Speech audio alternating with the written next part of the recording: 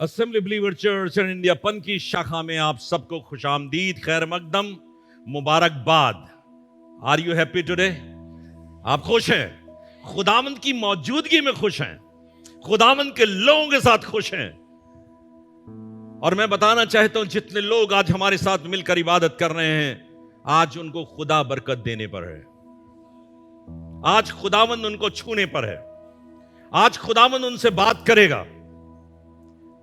एक आयत पढ़ूंगा खुदा के कलाम से, विलाप गीत और उसका 4था अध्याय, book of lamentation and 4th chapter and 1st verse. और यहां पर कुछ इस तरीके से लिखा हुआ है, सोना कैसे खोटा हो गया। सोना कैसे खोटा हो गया। सोना खोटा हो गया। सोना कैसे खोटा हो गया। अत्यंत खरा सोना कैसे बदल गया। आप लोग सोने के शौकीन हैं।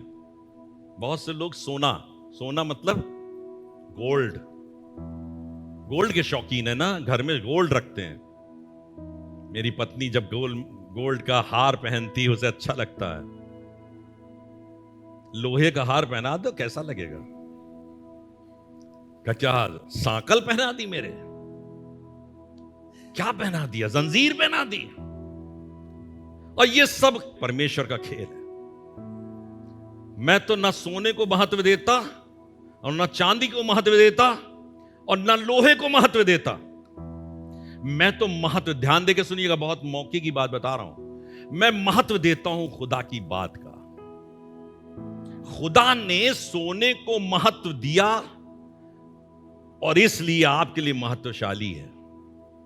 अगर पिछले समय में खुदा लोहे को महत्व देता, मैं सच बता रहा हूं, आप गले में लोहा लटकाए घूमते। आप लोहा लटकाए घूमते। लोहा इस समय 10,000 का तोला भर मिलता और ढूंढे नहीं मिलता। ये सब परमेश्वर की कुदरत है। खुदा ने किस चीज को किसकी कितनी महत्व दी है, कितना अहमियत दे दी। जब खुदा किसी इंसान को मजबले से उठाकर हुक्मरानों में बैठा देता तो उसकी शान बढ़ जाती है। दाऊद की शान बढ़ गई। फिर बकरियां चराने वाला बादशाह मुकर्रर हो गया। ये खुदा ने किया। वरना इलियाब था तो बहुत बड़ा, क्या हुआ? कुछ नहीं समझ में आया। नहीं नहीं नहीं, ये शख्स नहीं। तो सच बता रहा हूं, ये खुदा की कुदरत है। और आप जैसे भी हो, अगर खुदा के हाथों में आ जाओगे और खुदा की मर्जी बजा लाओगे और खुदा चाह लेगा तो आपको अजमत दे देगा। आपको अजमत दे देगा, आपको ऊंचाई दे देगा। आप कोई भी शख्स क्यों सोचता है कि मैं कोई हकीकत नहीं रखता? अरे ये खुदा है जो हकीकत देता है, जो ऊंचाइयां देता है। खुदा को तो खुश करो। अगर ऊंचाई नहीं मिल रही, आपको बेहतरीन जगह नहीं मिल रही, कारण क्या है? कि हमने खुदा को नहीं खुश किया। हमारी चीजें कई बार हमको नेगेटिव दिखती हैं, लेकिन कोई बात नहीं, कोई फर्क नहीं पड़ता। खुदा बाप कह रहा, बेटा मैं हूं, आई एम विद यू, मैं तुम्हारे साथ हूं, मैं संभाल रहा हूं सारी चीजों को। सोना कैसे खोटा हो गया। सोना कैसे खोटा हो गया। सोना खोटा इसलिए हो गया क्योंकि उसने खुदा की तहकीर की। सोना इसलिए खोटा हो गया कि खुदा की बात सुनता ही नहीं। सोना इसलिए खोटा हो गया कि खुदा की राहों पर चलना उसने त्याग दिया, छोड़ दिया। सोना कैसे खोटा हो गया? कैसे हमारी और आपकी जिंदगी खोटी हो गई? क्यों कोई इसको लेने से इनकार करता है? क्यों आपकी बातों, हमारी बातों को सुनने से इनकार करता है? यह सोना खोटा हो गया है। सोना कैसे खोटा हो गया? अत्यंत खरा सोना। यह तो बड़ा अच्छा था। मां बाप ने, पापा मम्मी ने बड़े प्यार से इसे संभाल के रखा था। सोचा था मेरा बच्चा जब बड़ा होगा, मेरा बच्चा बहू लाएगा, यह सोना काम आ जाएगा। लेकिन अत्यंत खरा सोना बदल गया। इसकी कोई कीमत नहीं रही। पता है आपको, ऐसे मां बाप मिल जाएंगे जिन्होंने अपने बच्चों को पाला, लेकिन एक समय आया जब वो उनको अच्छे नहीं लगते, नहीं अच्छे लगते। कैसे बदल गया, लाड़ और प्यार से पाले हुए बच्चे बिगड़ गए। अब तो पुलिस भी आती है तो कह देते हैं ये मेरा बेटा नहीं है, मैंने त्याग दिया है, इसे तज दिया। सोना कैसे खोटा हो गया। लिखा है सयोन के उत्तम पुत्र जो कुंदन के तुल्य थे। क्या लिखा है? सयोन मतलब परमेश्वर की जगह, जहां पर परमेश्वर निवास करता है। सयोन के उत्तम, परमेश्वर कलीसिया में निवास करता है, परमेश्वर अपने लोगों के अंदर निवास करता है, परमेश्वर अपने लोगों के साथ रहता है। सयोन के उत्तम पुत्र। आप कह सकते हैं मैं उत्तम पुत्र, मैं उत्तम पुत्र था। मौका मिलता है जगह जगह हम इसका बयान भी कर सकते हैं, मैं उत्तम पुत्र हूं, मैं सयोन का, परमेश्वर की उपस्थिति का उत्तम पुत्र हूं। सयोन के उत्तम पुत्र जो कुंदन के तुल्य थे। क्या है? जो कुंदन जानते हैं, जब सोने की का मैल निकल जाता है, सोना बिल्कुल शुद्ध हो जाता है, सोने को आग में तपाकर बिल्कुल शुद्ध, उसे कहते कुंदन, उसे कहते कुंदन। सोने में भी मिलावट होती, कुंदन में मिलावट नहीं होती। सयोन के उत्तम पुत्र जो कुंदन के तुल्य थे, वो कुम्हार के बनाए हुए मिट्टी के घड़ों के समान कैसे तुच्छ गिने गए। कुम्हार के बनाए हुए मिट्टी के घड़ों के समान कैसे तुच्छ गिने गए। मैंने शुरू किया था, मैंने यही कहा था, हालात को देखिए, अपनी परिस्थिति को देखिए, हम तुच्छ गिने गए हैं। हमारी जिंदगी तुच्छ गिनी गई है। क्यों? क्योंकि हमने परमेश्वर की सुननी ना चाहिए, हमने परमेश्वर की बात माननी ना चाहिए, हमसे परमेश्वर ने जो कहा हमने उसका उल्टा किया, क्योंकि हमें परमेश्वर की बात समझ में नहीं आती। हमने नकार दिया, हम नहीं सुनना चाहते। खुदा बाप से कहते बस इतना तक रहो, इसके बाद नहीं यार, इसके बाद नहीं। पूरे टाइम हमको छेड़ा ना करो, पूरे टाइम हमसे खुदा मत कहलाया करो। उठते बैठते क्या आप ही का नाम लेते रहे, और कोई काम नहीं रह गया हमारे पास। आपने दुनिया में भेजा, इसलिए हमको दुनिया के तो काम करने पड़ेंगे ना। सोना कैसे खोटा हो गया। हमने अपने सृजनहार से कहा खामोश, जबकि खुदा कहता है खामोश। हम खुदा से कहते हैं खामोश। एक आयत पढ़िए, यहेजकेल नबी की पुस्तक, उसका 7वां अध्याय 19 पद। हमारी परिस्थितियां जब बिगड़ जाती हैं तो हालात ऐसे ही हो जाते हैं। जब हम खुदा की नहीं सुनते तो हालात ऐसे ही हो जाते हैं। लिखा हुआ है वे अपनी चांदी सड़कों में फेंक देंगे, वो अपनी चांदी सड़कों में फेंक देंगे। कौन लोग? खुदा के लोग। वो अपनी चांदी सड़कों में फेंक देंगे और उनका सोना अशुद्ध वस्तु। क्या कह रहे हैं पादी साहब आज आप? और उनका सोना क्या होगा? अशुद्ध वस्तु ठहरेगा। अशुद्ध। आपका बच्चा आपके लिए अशुद्ध हो गया, आपकी बेटी आपके लिए अशुद्ध हो गई, आपका बाप आपके लिए अशुद्ध हो गया। यहोवा की जलन के दिन उनका सोना चांदी उनको बचा ना सकेगा। यहोवा को, खुदा को गुस्सा दिला रहे हैं भाई, हम परमेश्वर को इरिटेट कर रहे हैं। जब खुदा अपने जलाल में आएगा तो हमारा सोना और चांदी बचा ना सकेगा। और लिखा है ना उससे उनका जी संतुष्ट होगा। मरते हुए आदमी से, मरती हुई औरत से, जिसका दम निकल रहा हो, जो कष्ट में जीवन व्यतीत कर रही हो, जो तंगहाल हो, परेशान हो, चारों तरफ की बीमारियों से, उलझनों से, समस्याओं से, उससे कहो सोना पहनोगी गले में, बहुत बेशकीमत है, अच्छा लगेगा तुमको। वो कहेगा उतार के फेंक दो यार, हमको नहीं, हमारे लिए बोझ बन गया है, ये बोझ है। परेशान महिला, परेशान पुरुष से आप सोने की बात कर रहे हो। लिखा हुआ है वो उनसे जी संतुष्ट ना होगा, ना उनके पेट भरेंगे। क्या? ना उनके, सोने से पेट भरता है ना हमारा, खाना मत दो, सोने का सिल्ली लटका दो, ना उनसे पेट भरेंगे, क्योंकि वो उनके अधर्म के ठोकर का कारण हुआ, अधर्म के ठोकर का कारण हुआ। आपको बताऊं,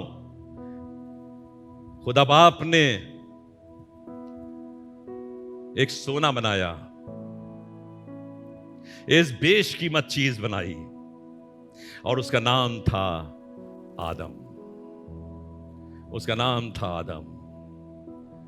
बेशकीमत, हाथों से रचा गया, दिल से खुदा ने उसे गढ़ दिया, एक सूरत दे दी। और खुदा ने इससे पहले सूरत देता, ध्यान देके सुनिएगा, वहां पे लिखा है, आओ मनुष्य को हम अपने स्वरूप और अपनी समानता में बनाए। आओ मनुष्य को हम अपने स्वरूप और अपनी समानता में बनाए। ये खुदा सोना है, सोनों से भी उत्तम है, कुंदन है, और वो कह रहा है मैं इस मनुष्य को बनाऊंगा, इसका स्वरूप मेरे जैसा होगा, जैसा मैं हूं, जैसा मेरा बाप है, जैसा पवित्र आत्मा है, मैं इसको स्वरूप दूंगा। उसको स्वरूप दिया, खुदा ने आदम को स्वरूप दिया। लिखा हुआ है उत्पत्ति की पुस्तक उसके पहले अध्याय के 26 पद में, फिर परमेश्वर ने कहा हम मनुष्य को अपने स्वरूप के अनुसार अपनी समानता में बनाएं। क्या बनाएं? स्वरूप और in his image and in his likeness. In his image. Image किसे कहते हैं? इमेज किसे कहते हैं? कोई चीज, कोई बर्तन, कोई सुराही, कोई घड़ा, अगर यहां तस्वीर इस बोर्ड पे बनाकर रख दी जाए तो आप कहेंगे घड़ा नहीं है, घड़े की इमेज है। क्या है? ये घड़ा नहीं है, घड़े की इमेज है। और खुदा ने मनुष्य को क्या कहा? आओ हम मनुष्य को अपने स्वरूप में बनाए, मतलब अपनी इमेज में बनाए। जब तुमको कोई देखे तो कहे खुदा, खुदा की इमेज। जब घड़े की इमेज देखते हो तो क्या कहता है कोई इंसान? घड़ा।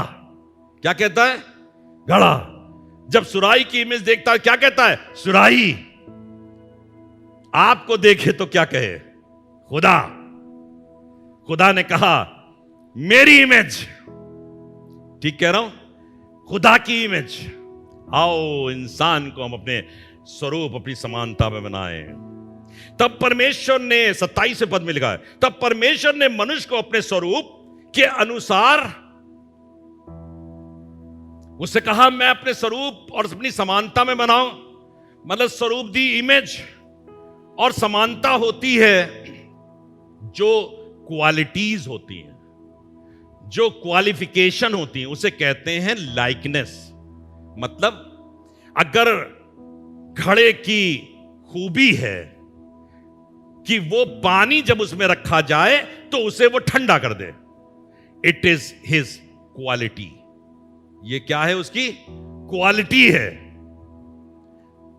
अगर सुराही के अंदर पानी रखा जाए तो उसे ठंडा कर दे। लेकिन आपने ऐसे घड़े देखे होंगे जो पानी रखा जाता तो ठंडा नहीं करता। ऐसी सुराही देखी होगी जो पानी रखा जाए तो ठंडा नहीं करती। बल्ब बनाया, कहने बल्ब तो बहुत अच्छा है लेकिन जलता नहीं है। It is called likeness. आओ हम स्वरूप और समानता में मनुष्य को बनाए, और परमेश्वर ने मनुष्य को अपने स्वरूप में रच दिया, अपनी इमेज दे दी। और आपको सच बताना चाहता हूं, ध्यान देके सुनिएगा, बड़ा मजा आएगा। स्वरूप खुदा देता है, समानता हमको पैदा करनी पड़ती है। समानता में हम आगे बढ़ते हैं, समानता के लिए कई बार हम इनकार कर देते हैं। परमेश्वर प्रेमी है, परमेश्वर पवित्र है, परमेश्वर शुद्ध है, परमेश्वर अनुग्रहकारी है, परमेश्वर दयावंत है। परमेश्वर ने अपनी स्वरूप हमको दिया, हम परमेश्वर के स्वरूप में बने, लेकिन हमने परमेश्वर की समानता को ग्रहण करने से इनकार कर दिया। परमेश्वर अनुग्रहकारी होगा, परमेश्वर कृपालु होगा, परमेश्वर दयावंत होगा, परमेश्वर मेहरबान होगा, लेकिन हम में तो इसकी कोई भी खूबी पाई नहीं जाती। इसलिए परमेश्वर ने हमको अपने स्वरूप में बनाया और समानता को हमने ग्रहण नहीं किया, और यह बात परमेश्वर की दृष्टि में अच्छी नहीं लगी। और आपको बताऊं, जब खुदा ने इंसान को बनाया, कैसा बनाया? मैंने क्या बताया आपको? सोना। कैसा बनाया? सोना। बोलिए सोना, बोलिए, थोड़ा सा बोलिए, सोना। कैसा बनाया? सोना। और सोना कैसे खोटा हो गया? फिर क्या लिखा है? सोना कैसे खोटा हो गया भाई? परमेश्वर अनुग्रहकारी, परमेश्वर झूठ नहीं बोलता, लेकिन इंसान झूठ बोलता है। इस इंसान के अंदर परमेश्वर का कंसर्न ही नहीं है, परमेश्वर की चिंता ही नहीं है।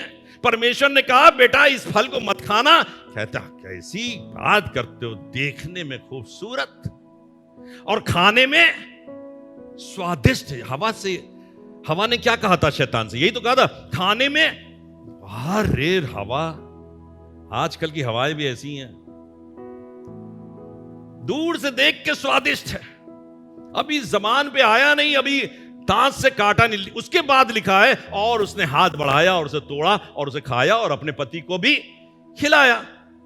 लेकिन स्वाद तो पहले ही ले लिया, पहले ही मजा। ये सोना कैसे खोटा हो गया?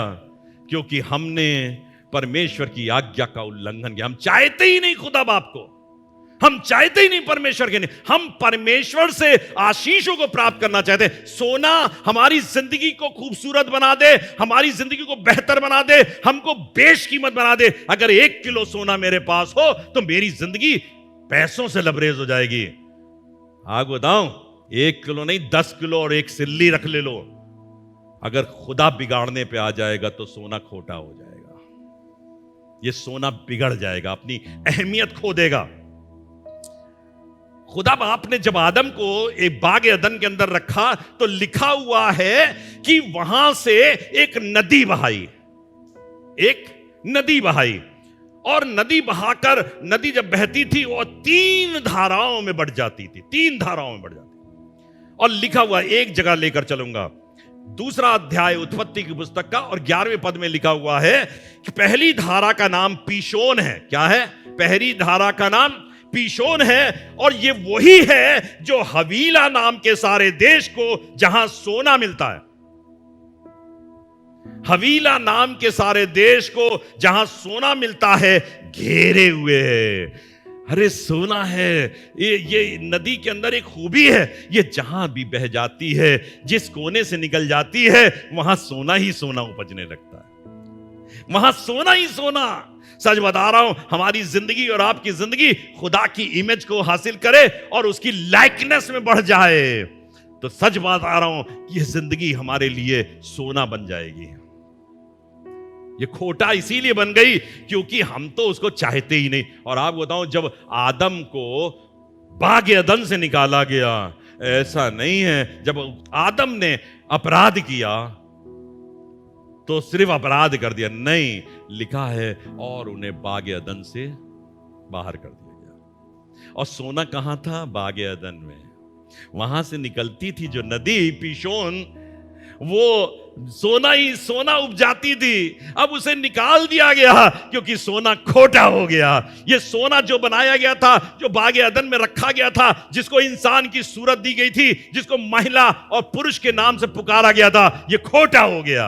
आज जरा गौर कर देखिएगा, हम लोग तो खोटे नहीं हो गए, आप तो खोटे नहीं हो गए। अगर ऐसा खोटापन दिखाई पड़ रहा है, काश के खुदा उनके चरणों के पास जाएं और खुदा से कहे, खुदा बाप, I don't want to believe to live like this. हम ऐसे जीना नहीं चाहते, हमको तू बेहतरीन बना दे, हमें बेशकीमत बना दे। और ये कुदरत खुदा में है जो आपको ऐसा बेशकीमत और ऐसा कीमती बना देगी। Yes, he will do it, he will do it, he will definitely do it. एक और जगह पर ले चलना चाहता हूं आपको।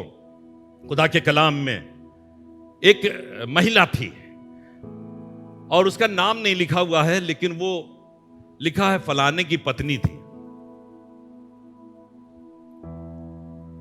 मनोहा नाम का एक शख्स था और उसकी एक पत्नी थी,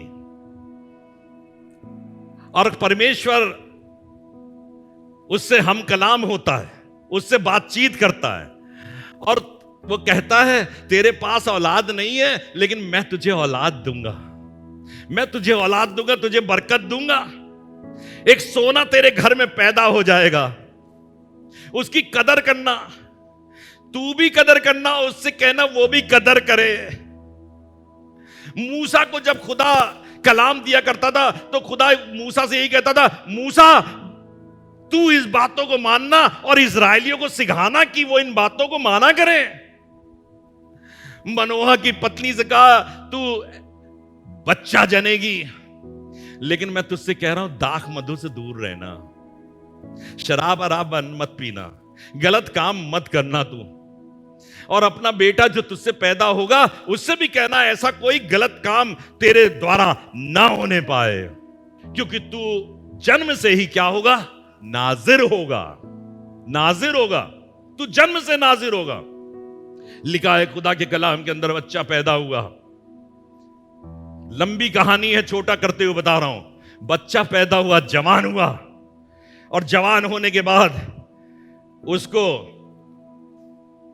तिम्ना के अंदर फिलिस्तीनी जिससे वो दुश्मनी रखता परमेश्वर, वहीं की एक लड़की भाग गई। वो आया अपने बाप के पास, कहने लगा मुझे ये औरत दिला दे, मैं इससे शादी करूंगा। उसने कहा तेरे भाई बंधु में कोई औरत नहीं है, कोई लड़की नहीं है इतनी खूबसूरत खूबसूरत तेरे खानदान में पाई जाती है, क्या तुझे यही मिली है? नहीं पिताजी, मम्मी मैं तो इसी से करूंगा शादी। आपको बताना चाहिए परमेश्वर तो बाट जो रहा था, मैं फिलिस्तीनियों से बदला लूं, मैं फिलिस्तीनियों से बदला लूं। ये क्या कर रहे बच्चा, तुम क्या कर रहे हो, तुम उसी से शादी करोगे? जल्दी से आगे ले चलता हूं। उसके बाद किसी तरीके से उससे पीछा छूटा। फिर गाजा शहर के अंदर एक वेश्या रहती थी, गाजा शहर में एक वेश्या रहती थी, उससे दिल लग गया। हम सोने लोग ऐसे ही हैं, जितने हम लोग सोने टाइप के लोग हैं ना, जो दिखने में सोना, कभी इससे दिल लगता कभी उससे दिल लगता। किसी कायदे की लड़की से दिल लगता ही नहीं। तिम्ना की लड़की से दिल लगा जो फिलिस्तीनी थी, और गाजा की लड़की से दिल लगा जो वेश्या थी, और उससे दिल लग गया, कहने शादी कर दो, अब इससे शादी कर दो, चलो भाई वहां से बचे किसी तरीके से। उसके बाद लिखा हुआ है सोरेक घाटी में, सोरेक नाम की एक घाटी में एक औरत रहती थी जिसका नाम था दलीला, जिसका नाम था दलीला। अब उससे दिल लग गया। दलीला कौन थी? एक बहुत ही रेप्यूटेड खानदान की लड़की, इज्जतदार, ठीक है ना, क्या इज्जतदार, रेप्यूटेड, बड़ी शान वाली। दलीला कौन थी? वैश्या, इज्जत नहीं थी कहीं भी, वो भी वैश्या थी। सोना कैसे खोटा हो गया। आजकल लड़कों को जितना समझा लो, अगर दिल आ गया तो आ गया। किसी लड़की को कितना समझा लो, दिल आ गया तो आ गया, और इसीलिए सोना खोटा हो गया, इसीलिए सोना खोटा हो गया। आपको बताऊं, ये सोना खोटा हो गया। खुदा ने समसून को बनाया और पैदा किया था इसलिए ताकि फिलिस्तियों को नाश करे, फिलिस्तियों को बर्बाद करे, दुश्मन की सेना का नाश करे। लेकिन हुआ क्या? हुआ ये, दलीला की शानों पर जाकर लेट गया, उसके सर के बाल मूंड दिए गए, फिलिस्ती आए, पकड़ा गया, आंखों को सराखों से भोग दिया गया, फोड़ दी गई, जेल में डाल दिया गया, और चक्की पीसने लगा, चक्की पीसने लगा। आए समसून, खुदा जब तेरी मां से बात कर रहा था तो कह रहा था कि मैं तुझसे एक औलाद जन्माऊंगा जो फिलिस्तियों से बदला लेगा। ये सोना कैसे खोटा हो गया, ये सोना कैसे खोटा हो गया। अपनी और आज की हालात पर दृष्टि डालकर देखिए, मसीही लोगों, आज दुनिया के अंदर आपको शूरवीर होना चाहिए, आपको ऐसा तेजस्वी होना चाहिए कि गवर्नमेंट और गवर्नमेंट के तमाम आला कमान पर बैठे हुए लोग आप सोने के पास आकर कहें, हमको बताओ तो सही, मार्ग कौन सा है, मार्ग कौन सा है, हमको उस मार्ग पर चलना सिखाओ। तो अगर तुम हां कह दोगे तो हम सफल हो जाएंगे, अगर तुम ना कह दोगे तो हम असफल हो जाएंगे। लेकिन आज तो सोना खोटा हो गया। आज तो कोई भी अधिकारी आपसे पूछना तो दूर की बात, आपसे बात करना नहीं चाहता। क्यों? क्योंकि सोना खोटा हो गया। खुदा के घर के याजक लोग पढ़वा रहा हूं, निकालिए गिनती की पुस्तक, उसका 3 अध्याय 5वां पद, ध्यान देकर सुनिएगा। जो लोग परमेश्वर के मार्ग पर आगे बढ़ना चाहते हैं वो लोग खास तौर से, आप अगर परमेश्वर की सेवा करते हैं और करना चाहते हैं, खास तौर से सुनिएगा इस बात को। देखिए लिखा है 3 अध्याय 5वें पद में, फिर यहोवा ने मूसा से कहा, क्या कहा? लेवी गोत्र वालों को समीप ले आकर हारून याजक के सामने खड़ा कर। लेवी गोत्र, पुराने समय में मूसा के समय में मूसा के तंबू बनाया गया था, उसके अंदर सेवा का प्रभार जो दिया गया था लेवी गोत्र के लोगों को दिया गया था, वो याजकी सेवा किया करते थे। लेवी गोत्र वालों को समीप ले आकर हारून याजक के सामने खड़ा कर। हारून को चुना था परमेश्वर ने मूसा के समय में, वे उसकी सेवा टहल करें। 7वें पद में, और जो कुछ उसकी ओर से और सारी मंडली की ओर से उन्हें सौंपा जाए, उनकी रक्षा वे मिलाप वाले तंबू के सामने करें। जो कुछ उनको सौंपा जाए, जो क्या लिखा है? जो कुछ, हमारी इच्छा के अनुसार नहीं, परमेश्वर की इच्छा के अनुसार जो कुछ उनको सौंपा जाए वो उसकी रक्षा करें। 8वें पद में लिखा है, वे मिलाप वाले तंबू के कुल सामान की और इजराइलियों की सौंपी हुई वस्तुओं की भी, कौन लोग? लेवी लोग, याजक, पादरी, लीडर, अगुए। महायाजक एक था, याजक ढेर सारे हुआ करते थे। महायाजक साल में एक बार अंदर जाता था, याजक ढेर सारे अपनी सेवा किया करते थे। क्या लिखा है? वे मिलाप वाले तंबू में कुल सामान की और इजराइलियों की सौंपी हुई वस्तुओं की रक्षा करें, इस प्रकार वे तंबू की सेवा करें। आगे चलते हैं, पहला सैमुएल और उसके 2 अध्याय के 12 पद में, एक उसी कुल का एक याजक है जिसका नाम है एली। क्या है? जोर से बोलिए, एली। लिखा है एली के पुत्र तो याजक और याजकी कार्य जिस वंश में, जिस कुल में आगे बढ़ेगा, उसके लिए लिखा है कि एली के पुत्र तो, बहुत अच्छा शब्द है ये, काश के सारे बच्चे लुच्चे हों। हैं? आप बनाना चाहोगे अपने बच्चे को, अपने बेटे को, अपनी बिटिया को लुच्चा, लेकिन एली के बेटे तो लुच्चे थे। और लिखा है, और उन्होंने यहोवा को, यह सोना खोटा हो गया। यह सोना था, याजकी कार्य के लिए इनको मुकर्रर किया गया था। परमेश्वर के भवन में तमाम मेल बलि, होम बलि, अन्न बलि लाई जाएंगी, चढ़ाई जाएंगी। ये लुच्चे बन गए। बड़ी लंबी कहानी है इसके अंदर की, अगर मैं बोलने लगूं तो बहुत समय हो जाएगा। ये लुच्चा बन किया करते थे, ये लोगों के साथ, जमायत के साथ ठीक तरीके का व्यवहार नहीं करते थे। पहला शैम्बल उसका 2 अध्याय से, इसलिए उन जवानों का पाप यहोवा की दृष्टि में बहुत भारी हुआ। किनका?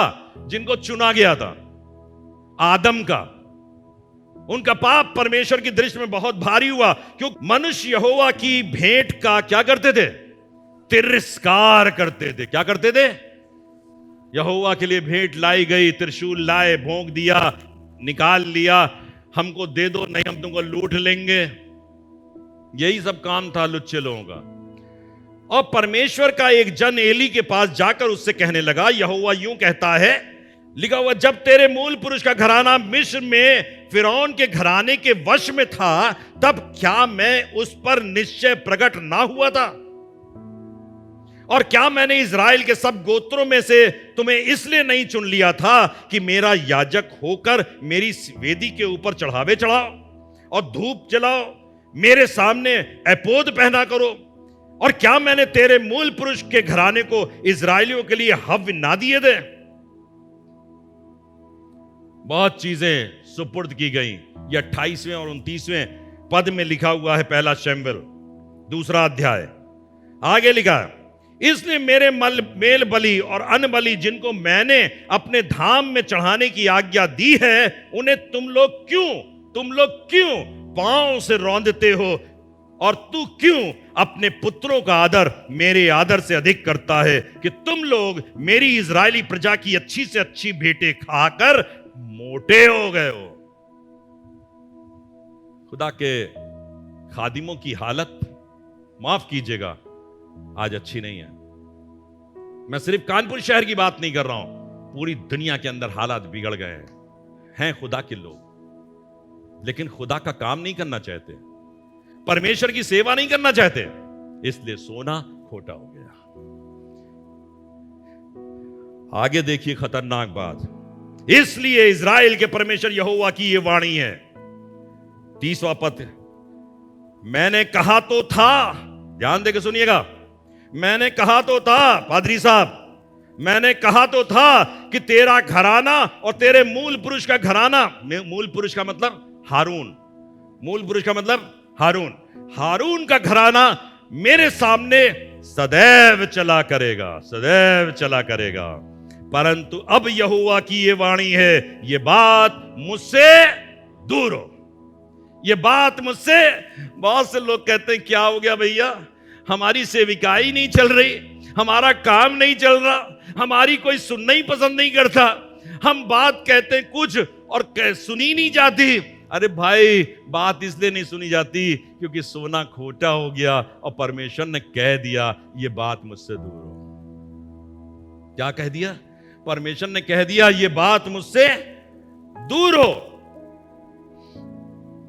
क्योंकि जो मेरा आदर करे मैं उसका आदर, जो परमेश्वर, ध्यान देके सुनिएगा पादी साहब, जो परमेश्वर का आदर करे उसका परमेश्वर आदर करेगा। अगर आपके घरों के अंदर परेशानियां, दिक्कतें और मुसीबतें आज भी हायल हो रही हैं और कुछ समझ में नहीं आ रहा, सोच लीजिएगा सोना खोटा हो गया, सोना खोटा हो गया। यह बात मुझसे दूर हो, जो मेरा आदर करे अपनी बातों से, अपने हिलने डुलने से। हम कहते हैं हाथ उठाओ, हम हाथ नहीं उठाते। हम कहते ताली बजाओ, हम ताली नहीं बजाते। हम कहते खड़े हो जाओ, हमको खड़े होने में हिचकिचाहट होती है। सोना तो खोटा होगा ही भाई, फिर क्यों कहते हो परमेश्वर हमारी नहीं सुनता? परमेश्वर सुनेगा अगर हम, परमेश्वर जो मेरा आदर करे मैं उसका आदर करूंगा। Wonderful God, wonderful Jesus, I love your word, I love your word from the depth of my heart, oh Lord. I love. जो तेरा आदर करे उसका तू भी आदर करता है। वंडरफुल। और जो मुझको तुच्छ जाने, ध्यान देके सुनिए, जो मुझे, जो परमेश्वर को तुच्छ जाने, वो छोटे समझे जाएंगे। वो कैसे समझे जाएंगे? छोटे समझे जाएंगे। और आपको बताऊं उसका हश्र क्या हुआ, आखिर बात बताकर खत्म करता हूं। और मेरी इस बात का चिन्ह वो विपत्ति होगी जो होपनी और पिनहास, जो एली के 2 बेटे थे, उनके पुत्रों पर पड़ेगी, अर्थात वे दोनों के दोनों एक ही दिन में मर जाएंगे। सोना बनाया गया था आकर्षण के लिए, सोना बनाया गया था आपको बेशकीमत दिखाने के लिए, सोना बनाया गया था परमेश्वर की इज्जत को और ज्यादा ऊंचाइयों पर पहुंचाने के लिए। क्या सोचिए जरा, आपके द्वारा जितने लोग यहां मौजूद हैं, मैं सबसे बात कर रहा हूं, अब सिर्फ पासबानों से नहीं, लीडर से नहीं, मैं सबसे कह रहा हूं, क्या आपके द्वारा परमेश्वर की शान हो रही है? क्या परमेश्वर ऊंचाइयों पर पहुंच रहा है? हमारी जिंदगी परमेश्वर के उस सोने रूपी बेशकीमत आभूषण को जीवन से प्रकट कर रही है, जो पहनाया था परमेश्वर ने हारून को इज्जत दी थी। तेरे कुल में ये याजकी कार्य करने वालों की कमी नहीं होगी। आज याजकी कार्य करने वालों की कमी हो गई बिकॉज ऑफ द रीजन सोना खोटा हो गया। आज ये लिखा हुआ है, और सयोन के उत्तम पुत्र जो कुंदन के तुल्य थे वे कुम्हार के बनाए हुए मिट्टी के घड़ों के समान तुच्छ हो गए, घड़ों के समान बन गए। आज कोई कीमत नहीं हमारी और आपकी। सोना कैसे खोटा हो गया। इसलिए मैंने अब बोल रहा हूं, आखिर में मैंने इस संदेश का एक शीर्षक दिया है, और वो शीर्षक है watch yourself carefully. Watch yourself carefully. अपने आप को ठीक से देखो।